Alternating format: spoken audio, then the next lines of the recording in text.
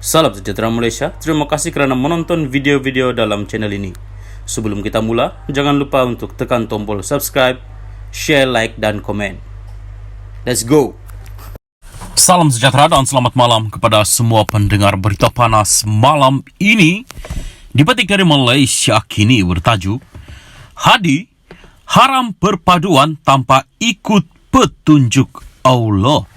Berita penuh, Presiden PAS Abdul Hadi Awang mengingatkan hanya perpaduan yang mengikuti hidayah petunjuk Allah sahaja akan membawa berkat, berwawasan kukuh dan kekal daripada dunia hingga akhirat. Adapun perpaduan tanpa petunjuk Allah tersebut adalah diharamkan disebabkan oleh kerapuhannya. Ikatannya yang membawa pada di dunia dan akhirat kerana pelaksanaannya tidak berprinsipkan akidah dan tidak mempunyai konsep amar, ma'ruf dan nahi munkar yang mengawal kehidupan manusia serta pergaulannya dalam bermasyarakat. Hal ini disebabkan tiada asas akidah untuk mengawal diri dan tidak berakhlak, katanya pada hantaran di media sosial hari ini.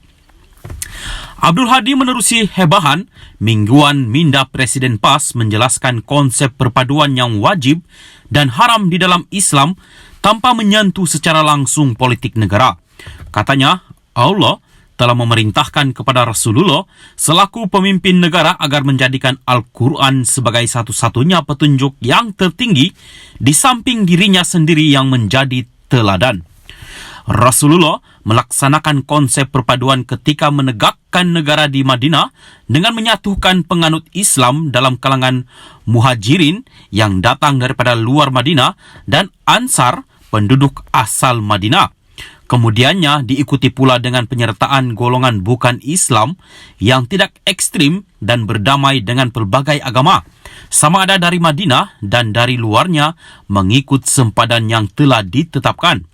Mereka semua termasuk dalam kalangan bukan Islam yang tidak bermusuh terhadap Islam, penganut dan negaranya. Semuanya telah dirakamkan dalam Syifa Madinah, piagam Madinah yang terkenal, katanya. Menurut Abdul Hadi, konsep perpaduan yang menerima Islam memimpin, hukum Islam adalah tertinggi bagi menyelesaikan semua masalah yang berlaku dengan adil dan saksama. Kita menyaksikan ideologi yang memimpin kerajaan perpaduan berasaskan bangsa, ekonomi, sempadan wilayah, kerjasama, pertahanan dan keamanan sangat singkat masa bertahannya. Hal ini demikian kerana kepimpinan tidak boleh mengawal nafsu manusia yang tidak dikawal oleh akal dan ilmu yang berpandukan iman atau akidah yang menjadi petunjuk Allah pencipta alam, katanya tanpa merujuk secara khusus kerajaan perpaduan yang dimaksudkannya itu. Pun begitu, Abdul Hadi sebelum ini pernah menyatakan pentadbiran Perdana Menteri Anwar Ibrahim bukan kerajaan perpaduan, sebaliknya cuma kerajaan minoriti.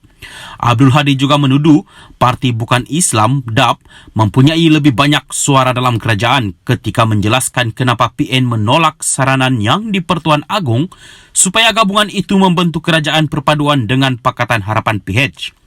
Ini meskipun daripada 148 ahli parlimen yang menyokong Anwar sebagai ahli parlimen, Wakil Rakyat Melayu merupakan jumlah paling ramai dengan 50 daripada mereka adalah berketurunan Melayu.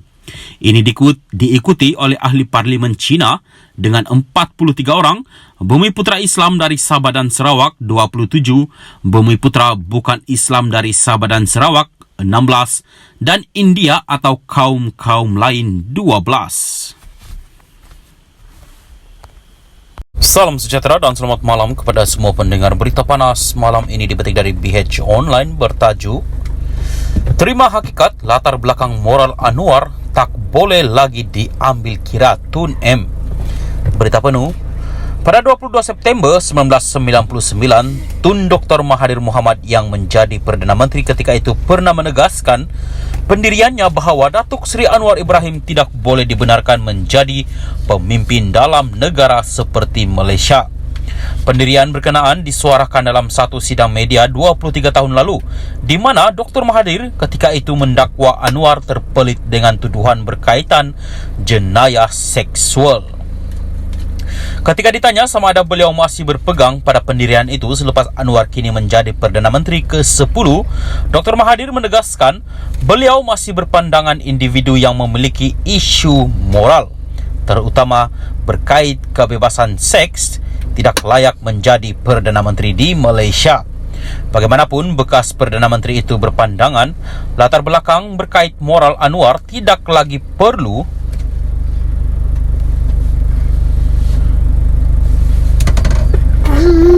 diambil kira, memandangkan pengurusi Pakatan Harapan PH itu sudah mendapat pengampunan penuh daripada yang di Pertuan Agong pada 2018. Itu isu liwat dipermainkan media antarabangsa khususnya Israel. Israel berkata, media Israel melaporkan, buat kali pertama Malaysia memilih Perdana Menteri terbabit dengan kebebasan seks. Sebab itu pada masa itu pun saya berpendapat orang mempunyai moral sebegitu tidak sepatutnya menjadi Perdana Menteri. Sekarang ini saya masih mempunyai pendapat yang sama, tapi kita dapati ada sistem pengampunan di Malaysia. Kalau pihak terbabit mengampunkan Anwar, kita perlu terima hakikat latar belakang dia itu tidak lagi boleh diambil kira, katanya. Beberapa hari selepas PH memenangi pilihan raya umum ke-14 pada 9 Mei 2018, Dr. Mahathir yang pada masa itu masih bersama pakatan berkenaan dan dilantik menjadi Perdana Menteri kali kedua, memaklumkan yang di Pertuan Agong ketika itu Sultan Muhammad V bersetuju memberikan pengampunan penuh kepada Anwar.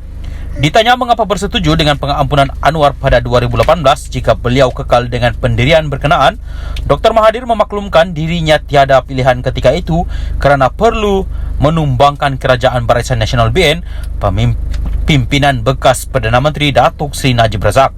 Antara kerajaan Najib yang buruk dengan masalah Anwar, saya berpendapat bahawa lebih utama adalah keburukan pemerintahan Najib. Oleh kerana itu, lebih bahaya saya terpaksa kerjasama dengan semua pihak, terutama daripada parti lawan yang dulu bermusuh dengan saya untuk jatuhkan Najib. Pasal itu perkara lebih utama, katanya.